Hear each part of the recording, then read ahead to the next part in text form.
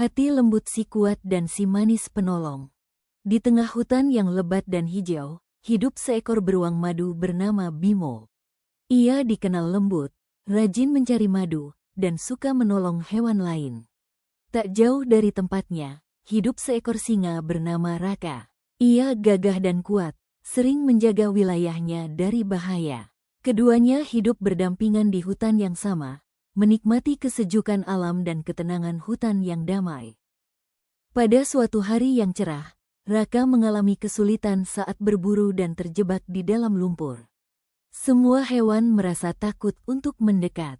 Bimo yang melihat kejadian itu berusaha menolong dengan seluruh tenaga. Ia menarik Raka keluar dari lumpur hingga akhirnya selamat. Sejak saat itu, mereka sering bertemu dan mulai melakukan banyak hal bersama.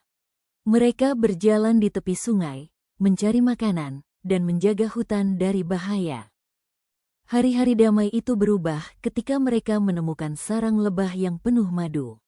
Bimo ingin mengambil sebagian kecil untuk dimakan, sedangkan Raka ingin menguasai semuanya.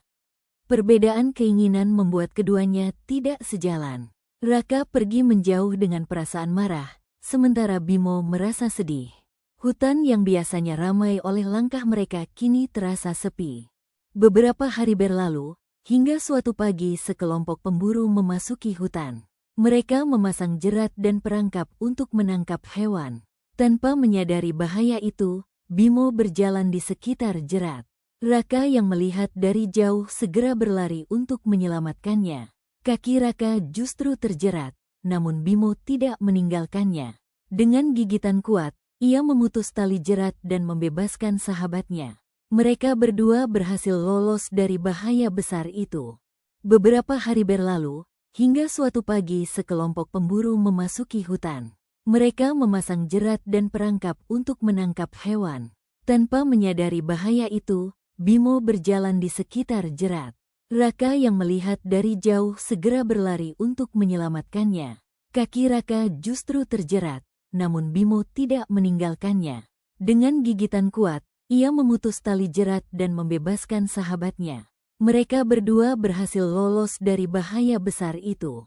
Setelah kejadian itu, Raka menyadari bahwa kekuatan tanpa kebaikan hati tidak berarti apa-apa. Bimo tetap setia dan penuh kasih, meski pernah disakiti. Sejak hari itu mereka kembali bersama, menjaga hutan dan berbagi makanan dengan damai. Seluruh hewan di hutan hidup tenteram di bawah perlindungan dua sahabat yang berbeda sifat, namun saling melengkapi. Hutan menjadi tempat yang aman, hangat, dan penuh kebersamaan. Kekuatan dan kebaikan hati akan menjadi sempurna jika digunakan untuk menolong sesama. Persahabatan sejati tumbuh dari kepercayaan dan saling menghargai.